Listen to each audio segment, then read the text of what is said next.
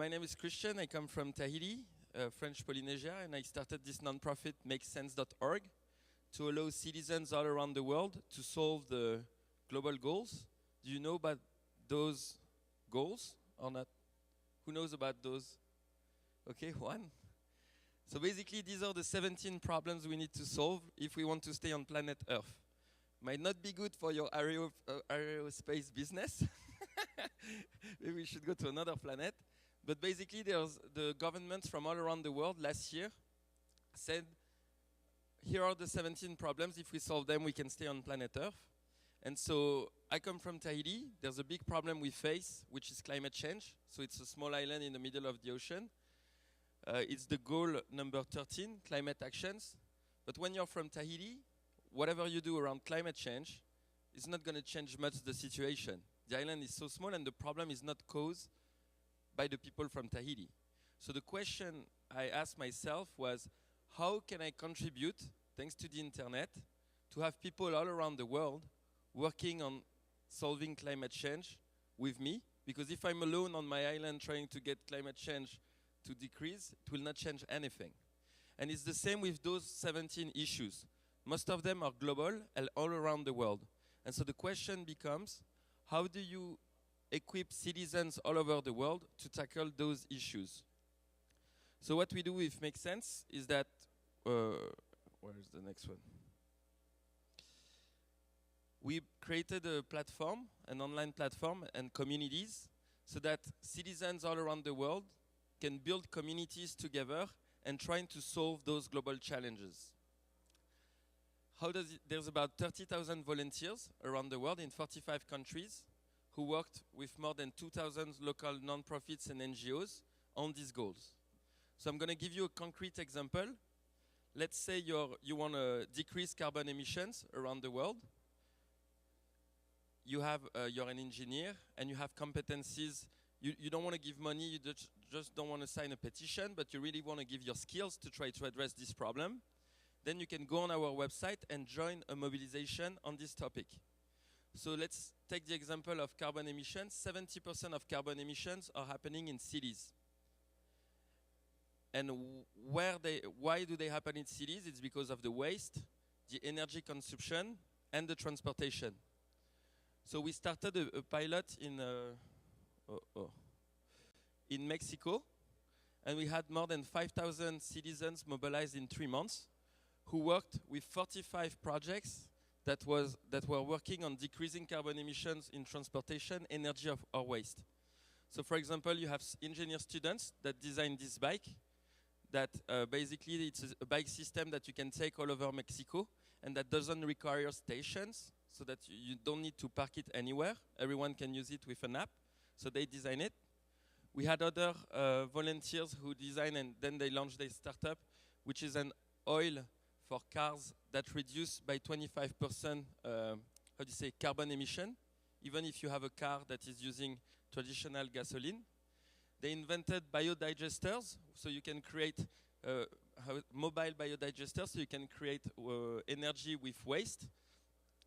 And so basically, what they did in Mexico is those 5,000 students created or helped 45 projects like these, who are really grassroots and local, in order to decrease the carbon emissions in their cities. And this is just in Mexico. And so what we're doing now is that there is Make Sense communities of volunteers like that in 100 cities around the world, is to say, if in the biggest city in the world, one of the biggest cities in the world, citizens are getting involved to decrease the carbon emission with grassroots projects, what about doing it all around the world? And so we're partnering with C40. It's a network of the 40 biggest cities of the world, where the mayors of those cities, like I think there's Chicago, there's New York, there's Paris, there's all the big cities, they agreed to decrease carbon emission, but they're looking for ways to involve their citizens in those programs. And so now we're partnering with them in order to spread the solution and this kind of mobilization that happened in Mexico. Let's take another example. You take another challenge, not the one of climate change and decreasing carbon emission, but you take the one of refugees. That is a big challenge in Europe these days. So the same, when you're a citizen and you see on the news 1 million refugees are coming to Europe, What can I do about it? It's a big problem. I don't feel like I can do anything to solve it.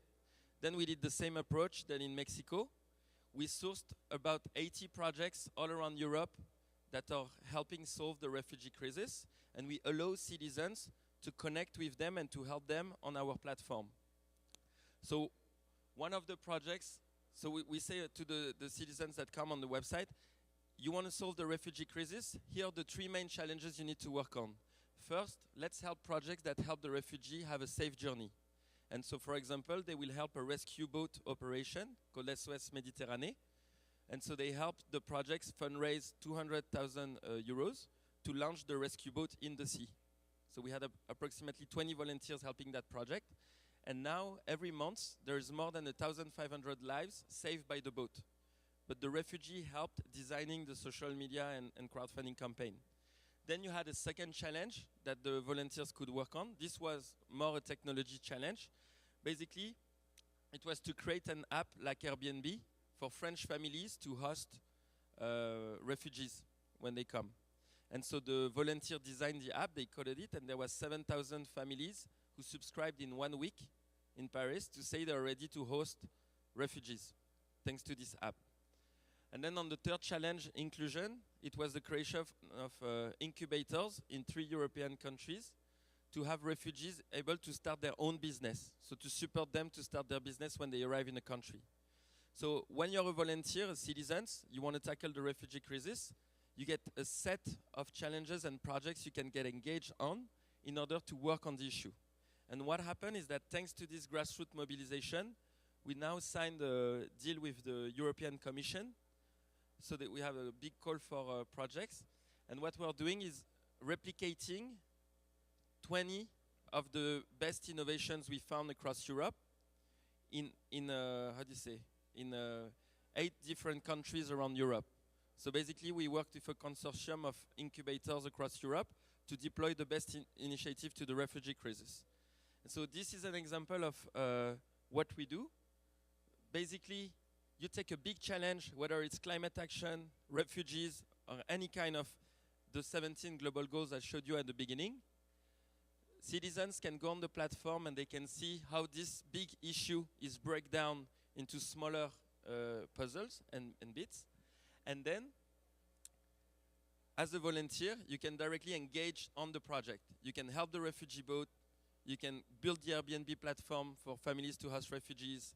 You can help launch the business plan for the incubators for them to start their own businesses. Or you can do the same kind of actions presented earlier in Mexico. You can build the bike system so that to decrease carbon emission. But this is just one side of what Make Sense does.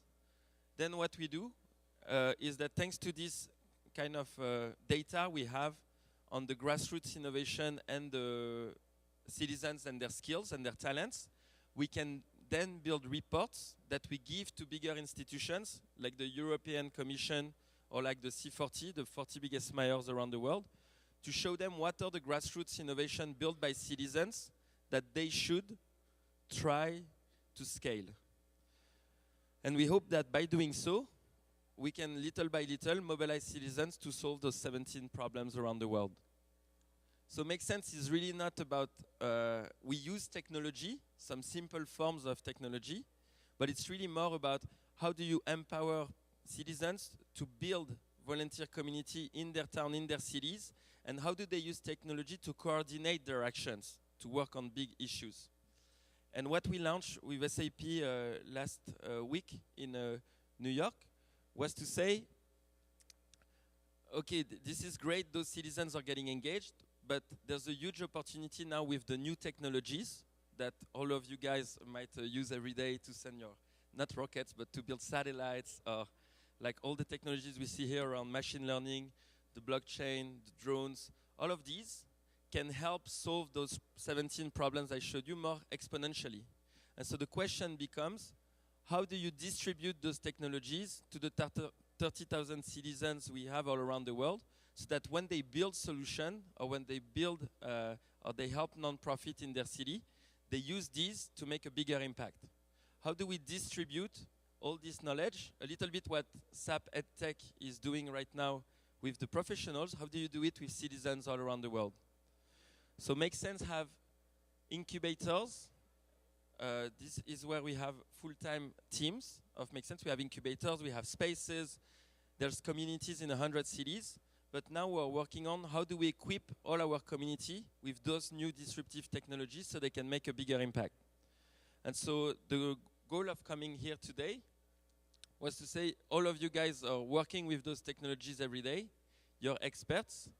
And what we're looking for is people who would like to give more meaning, even more meaning to the skills you have. And what if you could be a mentor to some of the citizens looking to use machine learning to better predict the creation of food crops, for example, in West Africa? Or if you're in India, how would you use this to help for a microfinance institution that's delivering credit for the poor people so that they can do better credits? And this is the kind of community we want to build around our citizens, of experts like you guys, who can help, not with your money, but really with your knowledge and your skills. So yes, this was it. What time is it? We're on time. There's 5 minutes left. Thank you, everyone. Do you have any questions?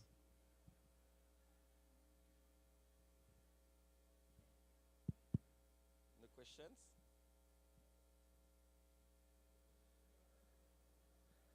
Okay. Was cool. I invite you to visit the website, globalgoals.makesense.org. And here are the 17 problems to solve. If the tech people doesn't work on this, I think we're into big troubles. But if you guys try to work on this, I think there's going to be a good, bright future. Thank you, everyone.